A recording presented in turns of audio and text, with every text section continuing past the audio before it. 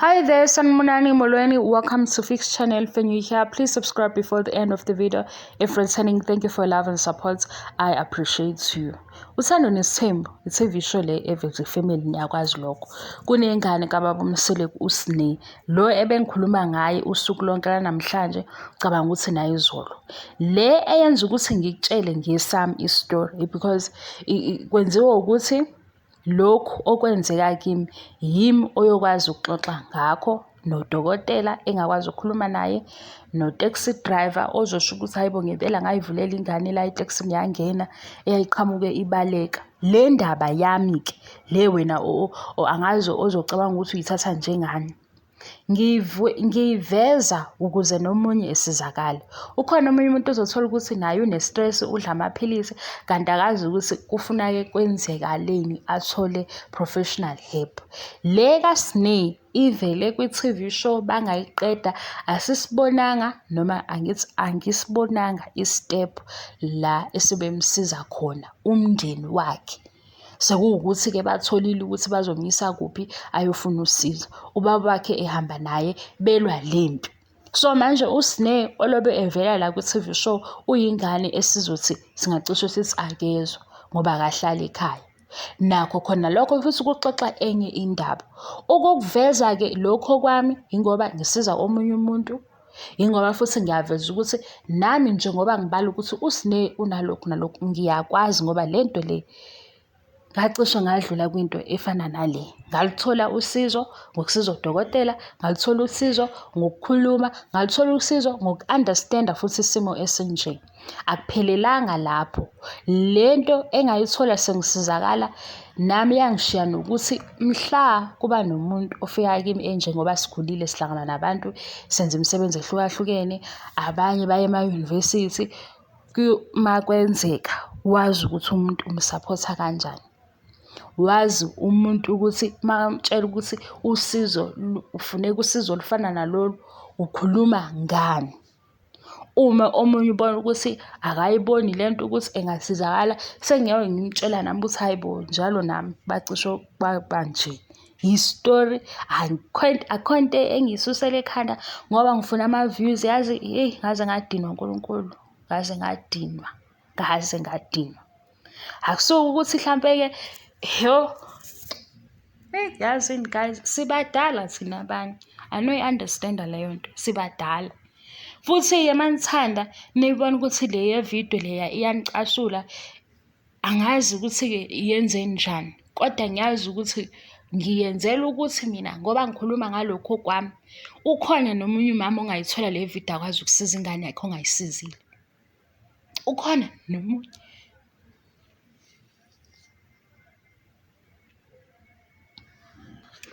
Ukhona omunye ongasizakala ngoba engakaze azakhulume namuntu ngoba abanye bayakhetha ukuthula.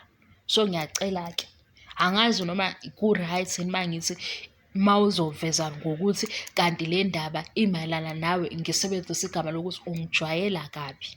Angazi noma ku-right yini ngoba lento angiyicelanga. Nakhona ukuthi ngiyikhulume manje ngikhuluma ukuthi ngoba ukhona umuntu ongasizakala. Ngake ngazama ukuthi ngikhulume le ndaba last year ngoba last year bese nginayo YouTube channel. Kodwa ngathi mangifone because ngokwamatoho angikwazi ukuhlala ekhaya. Ngafona ekhaya ngenzela ukuthi mhlambe ngizoba ne-strength ngikhulume ngiqale ekuqaleni. Mangifona ngikhuluma ekhaya yaphela nje i-phone call sengikhala angiyenzanga ivideo. Manje ngoba kubuya uSne sekunabantu abaningi balokhu bebhizi benake le ye-pregnancy kuphela. Abayinaki ukuthi uSne ulinyazwe yini futhi okufanele ukuthi yenzeke. Le siyishoyo ngoba nathi siyayibuka ishow siyakubona lokho. Manje kuzoba phezulu ukuthi hayibo uSne uzinikela kubafana. uSne akakahanjiswe efunela usizo ubaba wakhe abazali bakhe bebadala. Simbone ukuthi uSne uyahlupha noma akalifuni usizo noma bayamthatha kuleyo ndawo ajuke sethi angisafuni-ke uku-athenda, angisafuni-ke ukuyokhuluma nalowo muntu asake ayiboni leyo phathi. Ngikuvezela ukuthi uSne ufuna usizo because ngiyaku-understand-a lokho. Ngiyaku-understand-a. Ngize ngiku-understand-e bengenayo i-choice because bekufanele ngithole usizo ukuze ngizokwazi ukuqhubeka ngibhale, ukuze futhi nje nempilo ngiphume kule ndawo bese ngiyifake kuyona, sengisaba yonke into ethi mfana. So please, ngiyacela, ngiyakwazi ukudelela mina, ngiyakwazi futhi ukuthi ngisho noma yini kumuntu, ngiyakwazi futhi ukuthi yeka ukucabanga kancane, ngoba ukucabanga kancane ucabanga ukuthi ngakhuluma into ebuhlungu kanje, engizwisa ubuhlungu ngaso sonke isikhathi because ngifuna ama-views oThando Nes'thembu mawukuyona iyona theory yakho leyo, noma ngazi ukuthi uzama ukuthini. Iyangidina lento guys, ngiyaxolisa kulaba abazofika bethi hayi kodwa fix-ke. Kunje guys, kunje. Udlule entweni ongayicelanga, kube wuwe okufanele uyithobe uwedwa, uyithobe udlule kuyona. Uyakhuluma uzama ukusiza abanye ngoba bakhona abanye omama okuyofanele ukuthi nabo basize iy'ngane zabo. Mhlawumpe ingane isishintshile, awakatholi ukuthi kwenzakalani. Ngoba ngempela siphila ezweni elibi. Siphila elizweni elibi elinezilwane zabanye abantu abafuna ukuthi bephume behlukumeze iy'ngane. Angazi ukuthi ngakulandela ama-cases amangaki. Le yami indaba ikhulunywa yimi izwakale, kodwa omunye ingamsiza ngoba ngiwadlile amaphilisi ngiphethwe yikhanda. Kanti bekudingakala ukuthi kuleli khanda belingiphethe bekukhona indawo yokuthi kufanele ngikhulume ngalokhu ukuze kudlule indlela ebengenza ngayo before ngicabanga ukuthi iyangisiza or ngiyayisiza, yiyo le ebingilimaza ekhanda.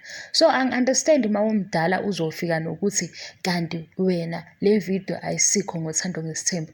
Bengikhulumela ukuthi okwenze ngabona ukuthi naye udinga usizo, mina ngaluthola usizo, ngasiza udokotela. Udokotela kusesekuhambe iminyaka ngilobu ngiphethwe yikhanda, wathi udokotela ikhona lento eyenzeka. Lento le yiyo lesekhanda lakho elimaza imithambo yakho yekhanda. Ngikhuluma lento nale ndaba angithandi ngoba kwasekuqaleni umthandazo wami kwawukuthi nje angiphinde ngisixoxe le story ngoba yilento kuzona zonke izinto engidlule kuzona empilweni engihlukumeze kakhulu because ngangazi ukuthi ngalela langa ngenzeka ukuthi usuku lami lokugcina. Ngicabanga ukuthi futhi uyangi-undermine kakhulu sisi, noma bhuti, noma dadewethu, uma uzocabanga ukuthi ukukhuluma kwami ngale story wena uzobheka ukuthi yi-video emalana noThando Nes'thembu. Ngithi ingane kababa uMseleku naye iyaludinga usizo ngoba nathi abanye size sibe ngcono, siyadlula kulezi zimo, sithole usizo, sithathe leso step. Nabo-ke uma bevela kwi-TV show yabo abaliveze phela isayidi lokuthi bayamsiza noma sesingasayitholanga inkulumo yakhe nabantu abamsizayo, kodwa abazali bakhe angaveli sengathi nabo bajabulela ukuthi nje la ku-social media kuzothiwa uSinevele uthanda abafana, uSine akalithandi ikhaya, uSine nje uhlezi epreg. Into engayi-understand-ke mina ukuthi ekubeni umzali lelo sayidi lelo yini ungazami ukuprotect. Khona ngapha silindele ukuthi beza ne-show ezoba nama-solutions. Ama-solutions anjani bekukhazimula bodwa ingane la ayikwazi ngisho ukuhlala iqonde ngoba uyingane phela kubona. Uyingane kubona uSine bebadala benza amabhizinisi befuna iy'mali, siwabuka lama-TV shows esize sixabane nabantu sibange into edlala ku-TV. Kodwa kuleli side lokuthi sibadala nalezi zinto futhi esidlule kuzona asiy'celanga, noSine akacelanga leya nto eyamehlela. Uyabona nje namhlanje uma kuwukuthi mhlampe usuku la ngempela ngithi ngingene deep kwiy'ndaba zabantu ingoba lento ingihlukumezile isikhathi eside. Ngisho ukukhuluma nabami abazali bekungelula ngento engayicelanga ebijika kimi ngibe namahloni okube ngathi yihlazo ngoba angazi ukuthi ayenzi sense ukuthi khona umuntu obemdala engangumalume ezimisele ngoba ukungigijimisa kwakhe kusho ukuthi wayefuna ukugcina ekwenzile. Kwangagcina lapho kwenzeka futhi okwesibili nakhona futhi akwenzekanga ngoba i-solution yami kwaba ukuthi ngilale phandle, ngingalali kule ndlu engiyirentile, ngibalekela lento ukuthi angiphephe. Angenzanga lutho. Ngisikhuluma le story sisi bhuti, mhlampe ngenzeka ukuthi nawe ukhona oseduze kwakho nenkinga efana nale. Ngelinye ilanga uyoza kuwe, wena kuyofanele ukuthi umsupport. Mhlampe-ke uyobe eshoda-ke ukuthi ahambe ayokhokha la kukhokha khona ukuze athole i-professional help, nalapho uyobe usuzama ukusiza.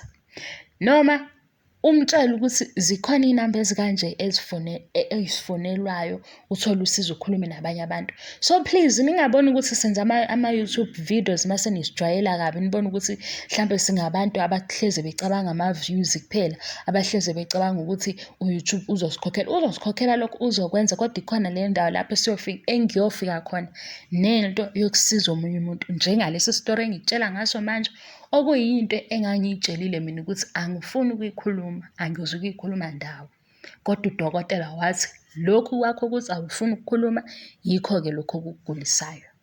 Wena uma wukuthi awukuzwa lokho kuyakudina, kufanele vele ngoba mhlawumbe awazi udlule kwinto efana naleyo, unenhlanhla futhi ngeke uze kwenzeke, ngiyakubongela lokho. Kodwa ukhona omunye umzali onengane naye ehlukupheke ngalolu hlobo, nomunye ohlupheke ngalolu hlobo. Kodwa mhlawumbe uma ngezwa ukuthi hayibo, u-Fix lo owumsangano kanje, kanti ngafunda ukuthi angibe strong, angifuni usizo, ngaba right. Asiyivaleke la le video because ingishukumisele umoya, ngacasuka, ngidiniwe ile comment yokuthi kanti le video ayisiyo ngoThando Nes'thembu. Lapho ngenza u-part 2 wale ndaba ngoba yinde bafethu, yinde, kodwa khona eyami into bekukuveza nje ukuthi ekugcineni into ebalulekile ukuthola usizo.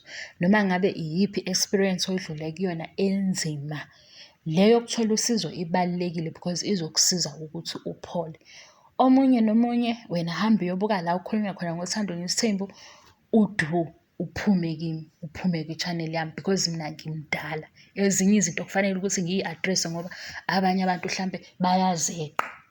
Njengoba naye leya Sine ngiyabona ukuthi hayibo, why abantu bezogxila kwi-pregnancy kuphela, kanti besilindile ukuthi njengoba beza ku-season 6 belivezile leli side elibucayi likaSine. Bayamsiza yini? Bayamsiza yini? Ilo umbuzo.